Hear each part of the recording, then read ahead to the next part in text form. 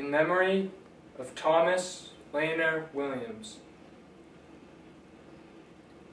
Edward, Cornelius, Rose, Walter, Reverend Walter E. Dakin, and Mrs. Dakin, as well as other members of the Williams family. Today, we say goodbye to the second child and first boy of Edwina and Cornelius Williams. The world will long remember their son, Thomas, as a successful Mississippian playwright, poet, and artist. A master of words and a relentless perfectionist of his works.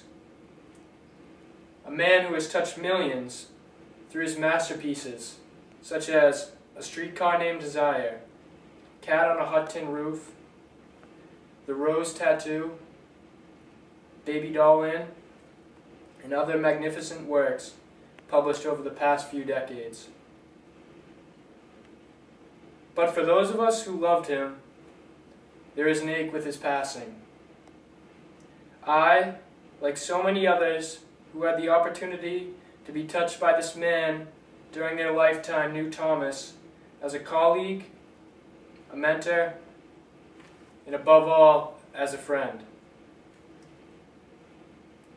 Thomas Williams, known to many as Tennessee, was a young, ambitious 14-year-old placing third in the National Smart Set magazine contest, who became the Pulitzer Prize winner of multiple plays. The graduate at Iowa University, who received an honorary degree from Harvard University. He was the restless dreamer who became its rock. That spirit of resilience and determination would see Thomas through more pain and hardships than most of us will ever know. Born in Clarksdale, Mississippi, he moved 15 times in 16 years, always alternating between staying with his parents and his grandparents. He was forced to drop out of the University of Missouri because his father was ashamed of his son's achievements in the arts in school.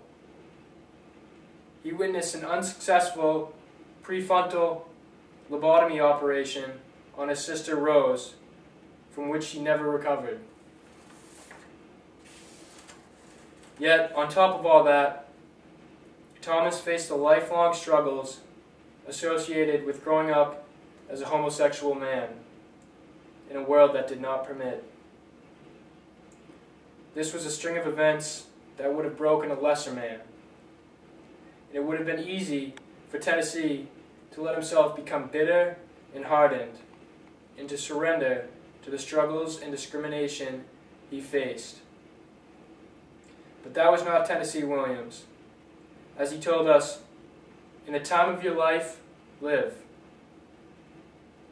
Through his own suffering, Thomas became more aware and alive to the plight and realities of others, and his pursuit and development as a writer was strengthened.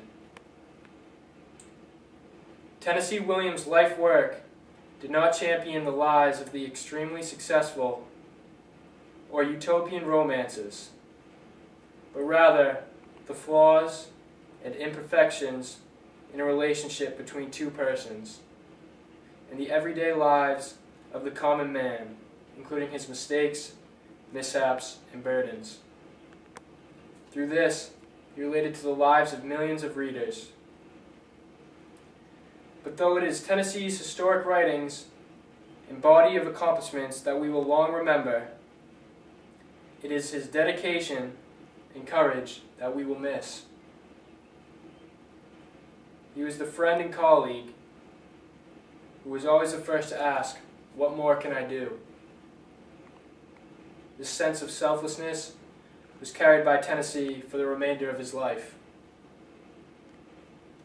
We cannot know for certain how long we have here, and we cannot foresee the misfortunes that will test us along the way.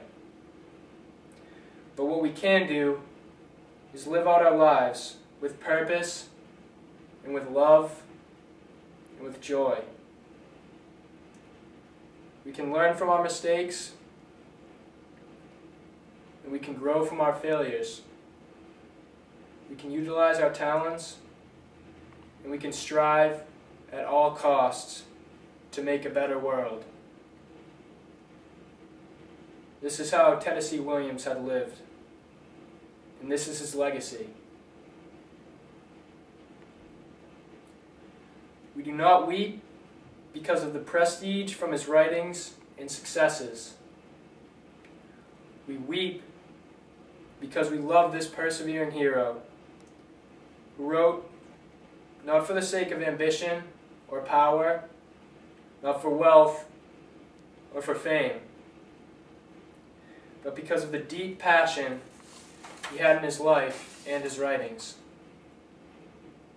Tennessee Williams has gone home, leaving those of us who grieve his passing with the memories he has made, the good he did, and the dream he kept alive. May God bless Tennessee Williams, and may he rest in eternal peace. Thank you.